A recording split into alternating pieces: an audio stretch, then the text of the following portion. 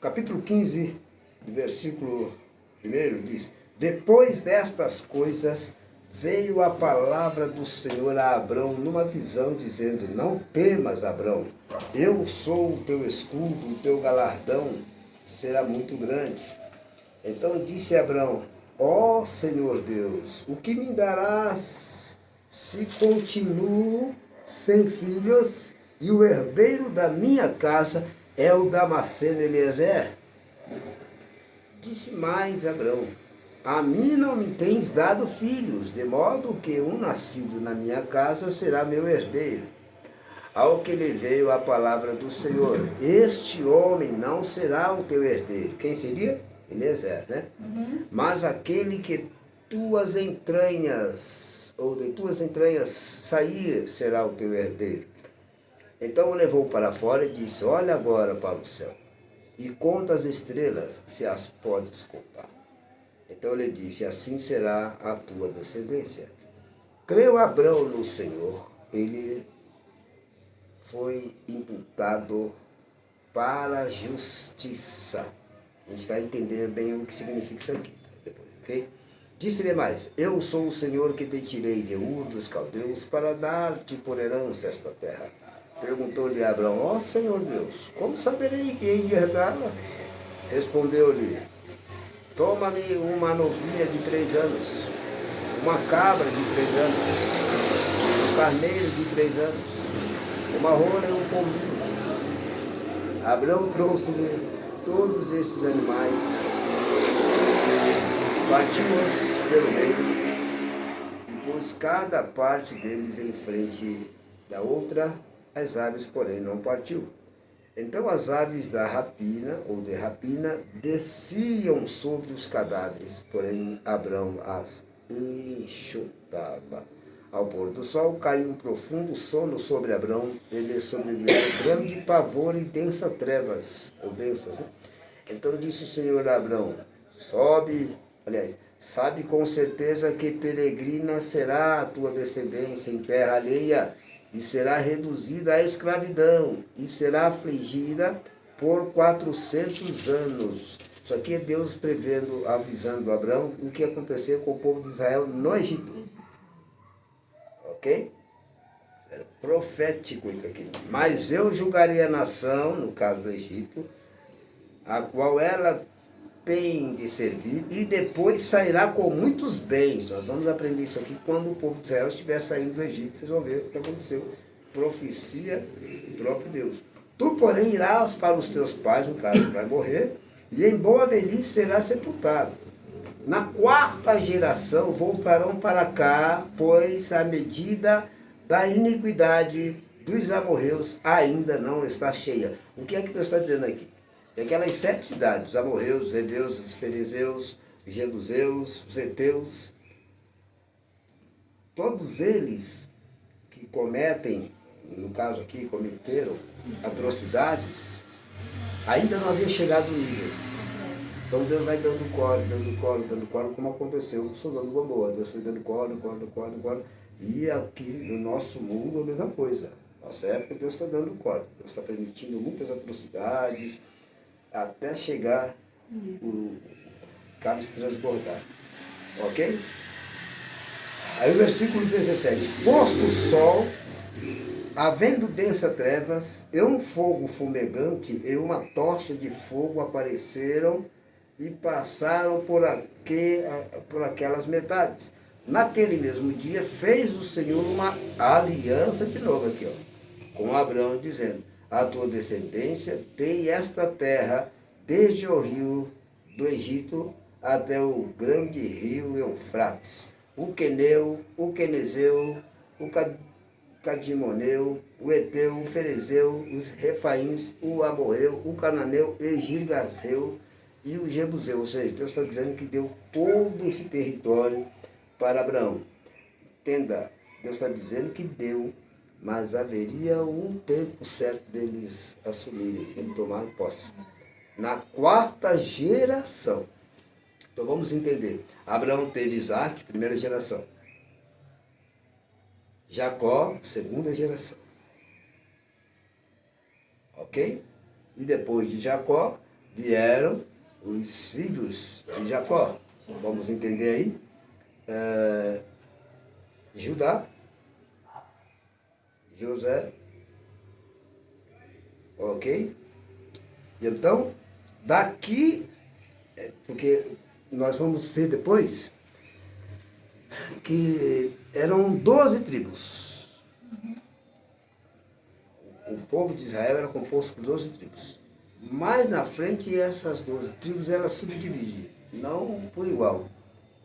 Mas Benjamim e Judá. Benjamim é filho de quem? De Raquel. Ok? Então, os benjamitas e os judeus formam um só povo, povo judeu. Quando fala povo judeu, é composto por 2 tribos. O povo de Israel é composto pelas 10 tribos. Isso a gente vai aprender quando estivermos estudando sobre o pecado de Salomão. Então, ali quando houve a divisão, houve então esses 2 povos. O povo de Israel, ninguém sabe o paradeiro. Até hoje não se sabe. Espalharam-se porque foi levado pelo Senaqueribe para a Síria, e lá se perdeu, ninguém sabe para onde foi. Mas o povo judeu foi seguido, foi acompanhado, e nós sabemos que o povo judeu, além de ser uma religião, está estabelecido em Israel. Ok? Então, quando acontecer, ou próximo de acontecer, o conflito no Armagedon, todos os filhos de Jacó, portanto, que compuseram este povo que saiu do Egito, todos eles se reunirão onde? Em Israel, onde nós conhecemos como Oriente Médio. Mas vamos aprender sobre isso depois. Só para vocês terem uma noção de como tudo começou e depois como tudo vai terminar. Ok? Bom, aí entra o caso de Agar, que nós estudamos, Agar e Ismael. Para entendermos essa questão de Agar e Ismael, vamos para a Bíblia. Carta do apóstolo Paulo aos Gálatas.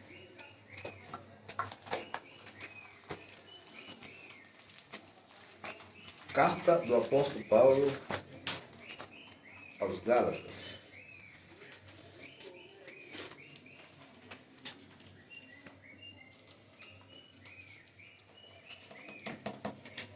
Capítulo de número 4.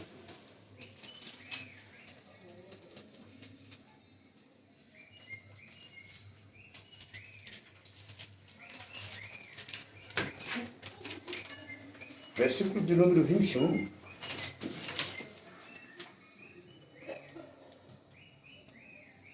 Encontraram todos? Cláudia? Você pode auxiliar a Claudinha aí? Você já está chegando, Corinthians, obrigado, assim mesmo. Muito obrigado.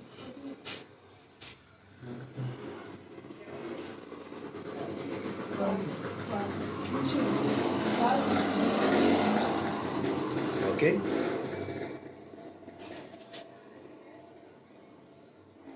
Versículo 21. Dizei-me, os que queres, ou os que quereis estar debaixo da lei, não ouves vós a lei? Pois está escrito que Abraão teve 2 filhos, um da escrava e outro da livre. Todavia, o que era da escrava nasceu segundo a carne, mas o que era da livre, por promessa.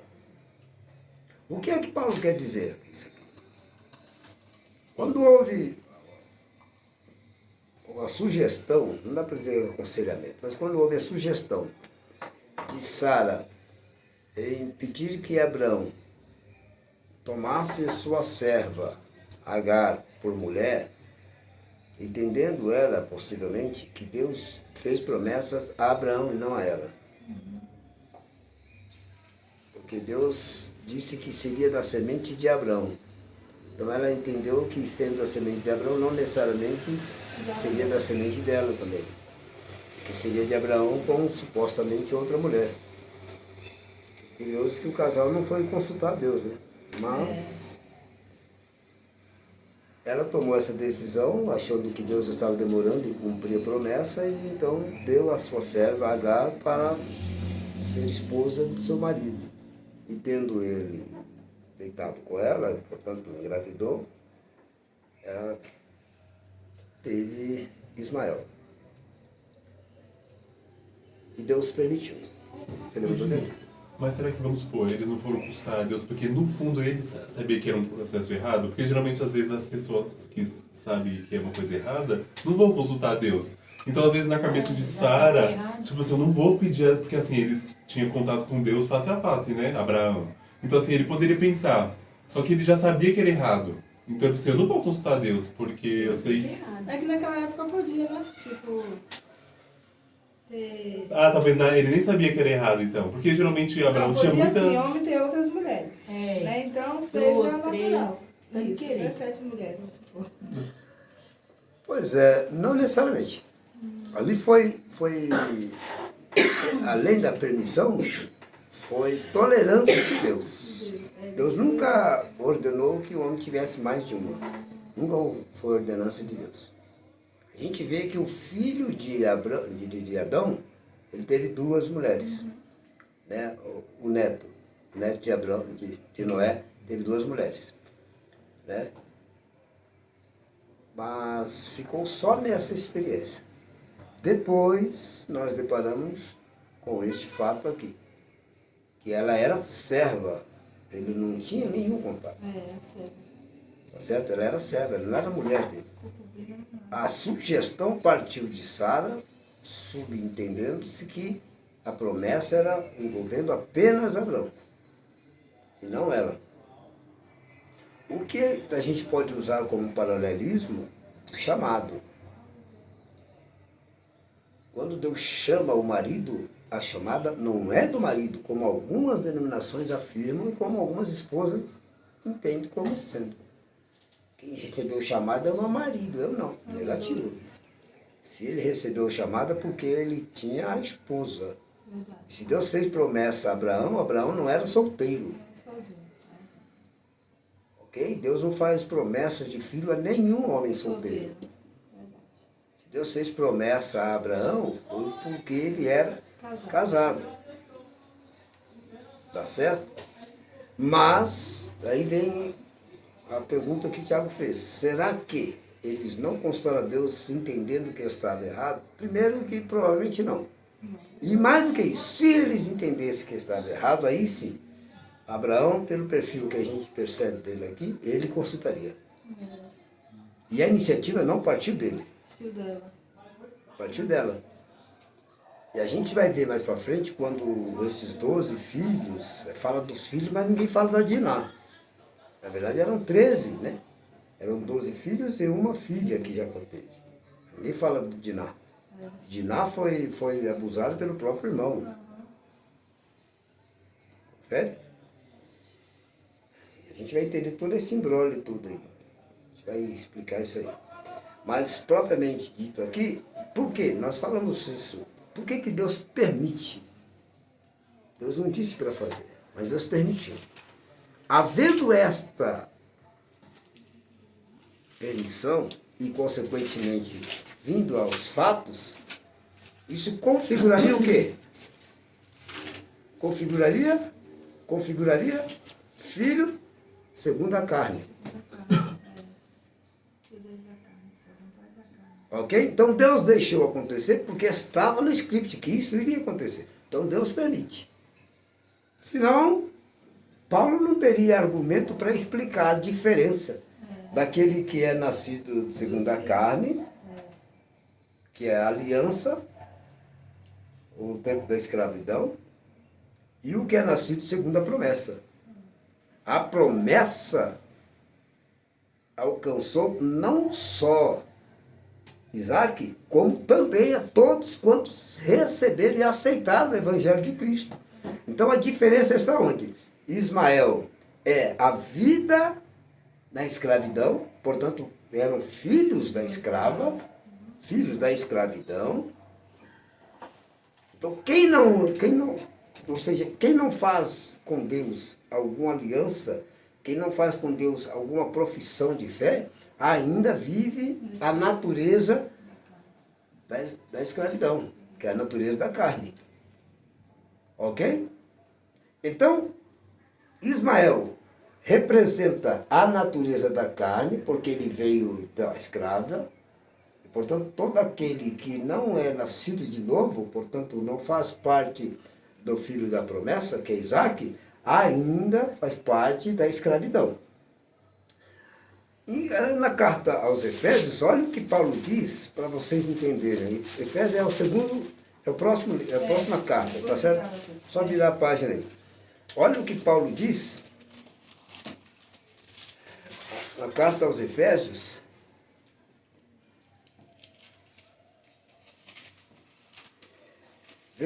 Capítulo de número 5. Deixa eu ver aqui.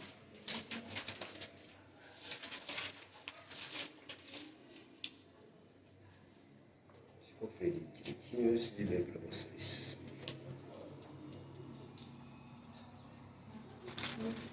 Sobre escravos e Deixa eu senhores? conferir o capítulo aqui. Hã? Entendi? Sobre escravos e senhores? Não. Desculpa. É sobre escravos e senhores? Não. Deixa eu conferir aqui. Peraí. Bom, mas antes eu conferir aqui, do que não sejais. É isso que eu queria ler para vocês. Deixa eu ver se eu estou equivocado. Coisa rápida, tá?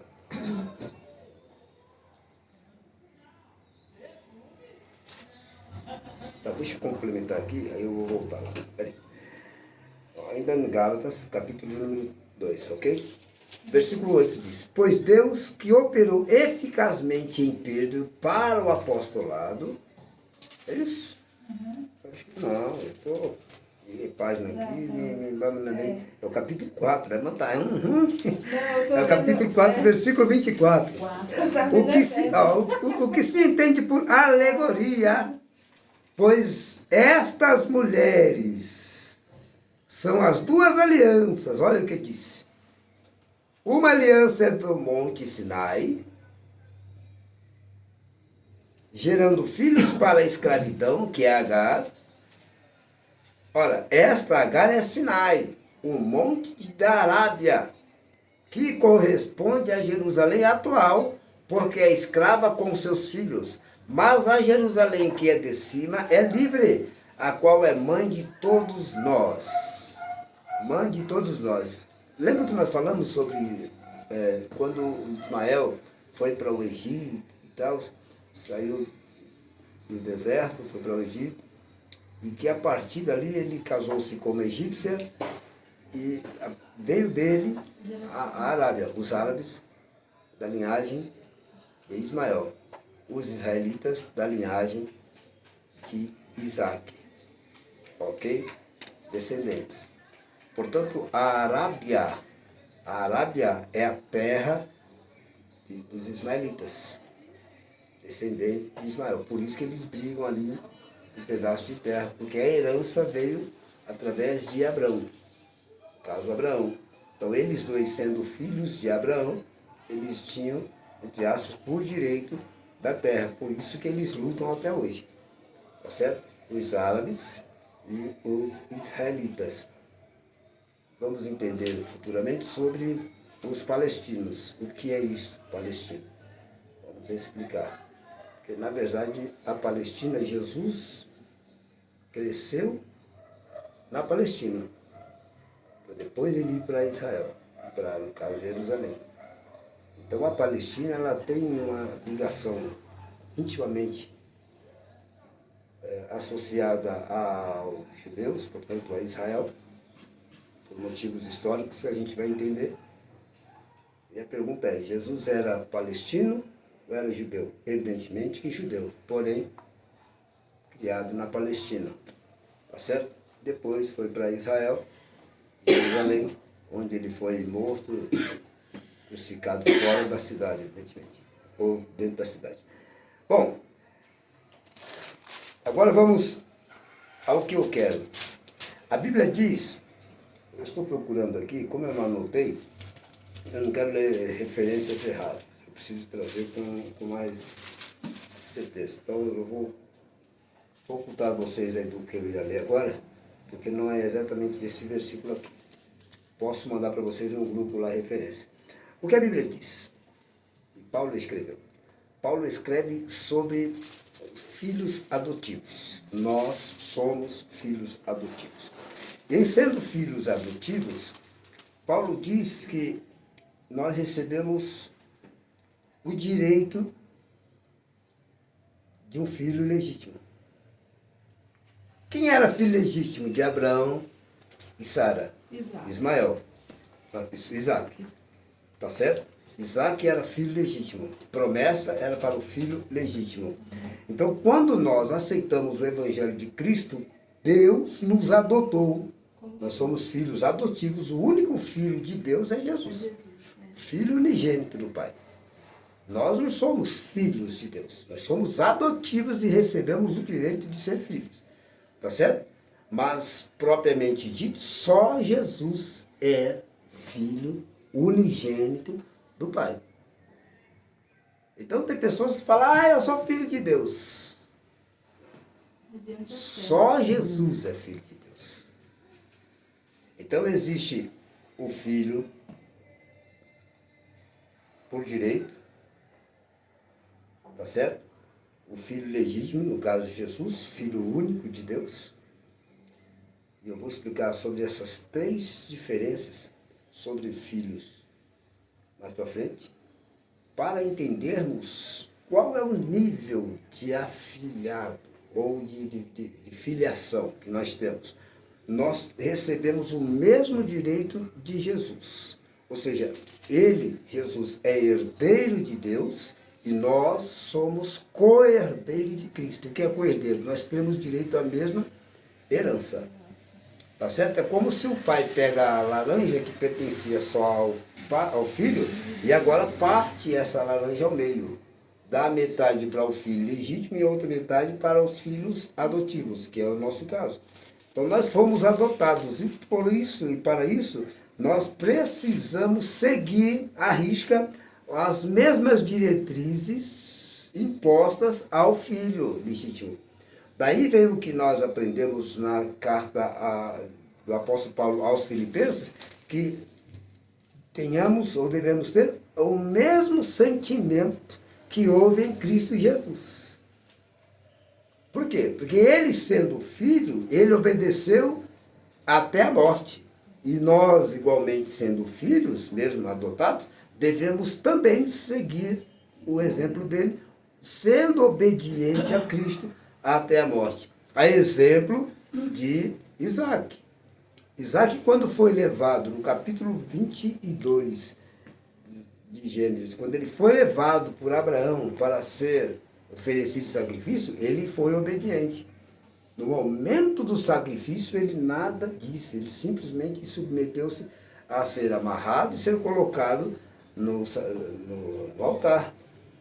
Não foi sacrificado porque Deus bradou do céu e disse, não faça tal. Mas ele não questiona o pai, ele apenas pergunta, pai, aqui está a lenha e o fogo, mas onde está o cordeiro? Ele seria o cordeiro. Aí Abraão disse, Deus proverá para si o cordeiro. Ali, mais uma vez, Deus faz menção, se faz menção à provisão de Deus. A primeira provisão de Deus, biblicamente falando, era capítulo de número, deixa eu conferir aqui,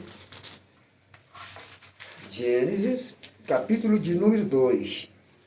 Quando nós lemos sobre os rios, o nome do primeiro rio é Pison, o segundo rio é Gion, o terceiro rio Tigre e o quarto rio é Eufrates. O que significa esses 4 rios aqui? Provisão de Deus. Então, antes de Deus criar toda a humanidade, ele proveu água para essa humanidade. Esses 4 rios representam a provisão natural de Deus. Esses rios ainda existem? Oi? Esses rios ainda existem? Eufrates, sim. E Só Tigre Eufrates. também.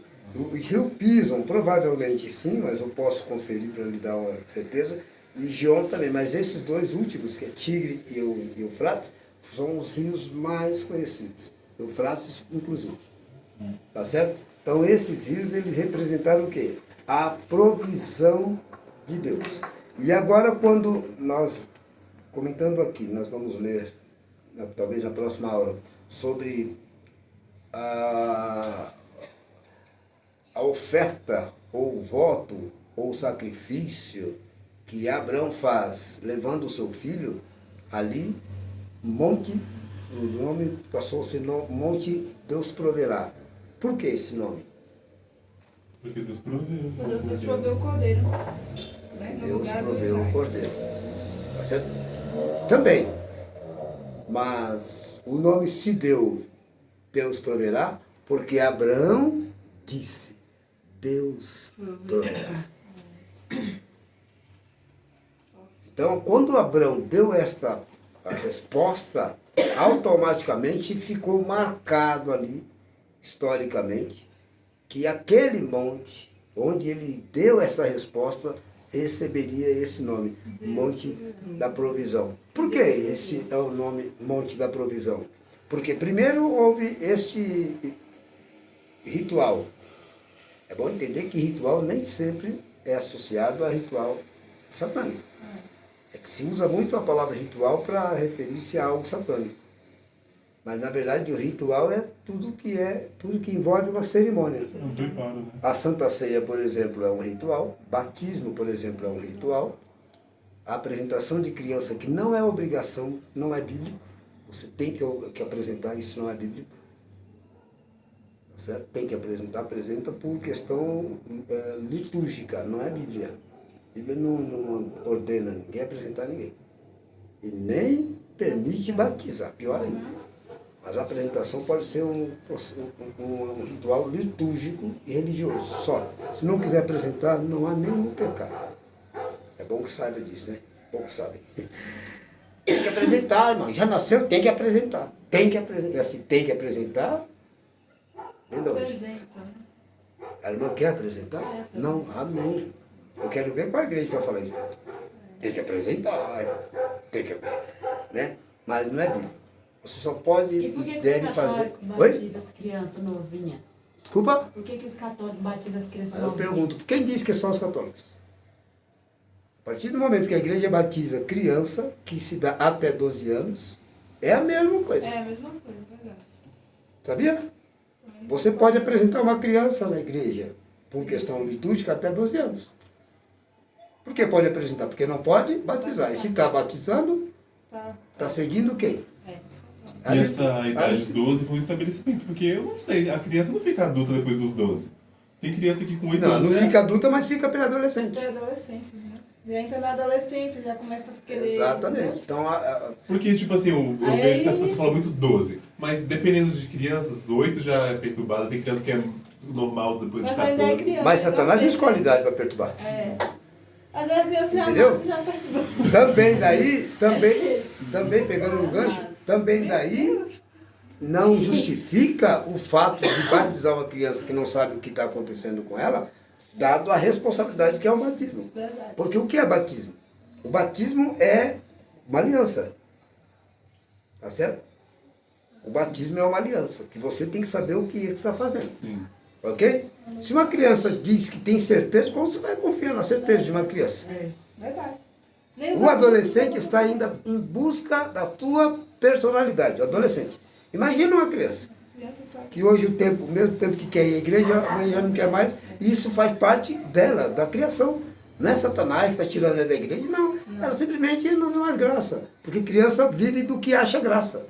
Mas, Dinho, fala assim pros adolescentes, né? Eu pego muito isso, desde que eu batizei cedo, mas eu vejo. Ó, você tem que batizar, hein? Porque se Deus vir, você não se batizou, você fica. Isso que é Verdade. vergonha, sabe? É, Mas sabe o que é isso? Isso é o que a gente chama de chavões. Eu vi isso. eu também. Chavões apelativos. Assim como idadismo, senão você vai para o inferno.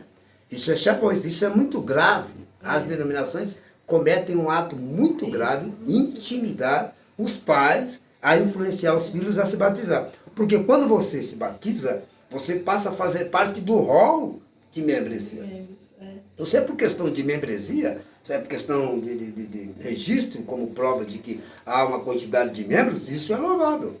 Mas puxa o nome dessas pessoas. Tem crianças ali que não sabem o porquê se batizaram e, portanto, deixaram de ir para a igreja porque foi uma escolha. Eu prefiro no videogame. São escolhas e faz parte do crescimento.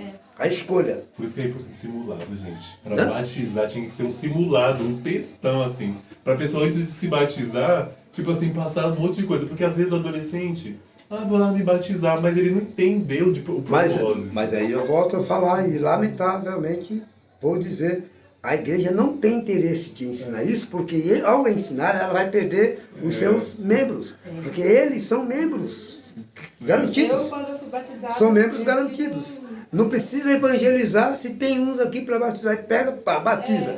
Tem quantos? Era 1.789.000. Bom, batizaram mais 10, então 1.719.000. Ó, cara pálida. Mais problema. Ele sabe o propósito. Porque a partir do momento que desiste do evangelho, Satanás não quer saber a idade. É um desviado. É um desviado, olha que forte. Verdade. Olha que forte. É um desviado. E tem um lugar que aqui não cabemos citar nome, que é antiético, que lá também eles batizam, mas não falam. Quer quantidade de pessoas. Vai lá e joga água Só na quantidade. cabeça. Quanto mais vai chegando de última hora. Já